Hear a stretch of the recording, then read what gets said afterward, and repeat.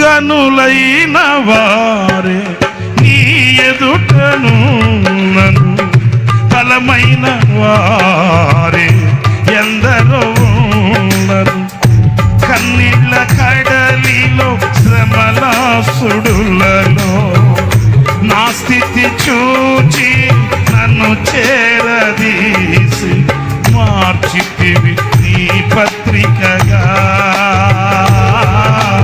కడవరకు నీ సాక్షిగా మార్చితివి నీ పత్రికగా. కడవరకు నీ సాక్షిగా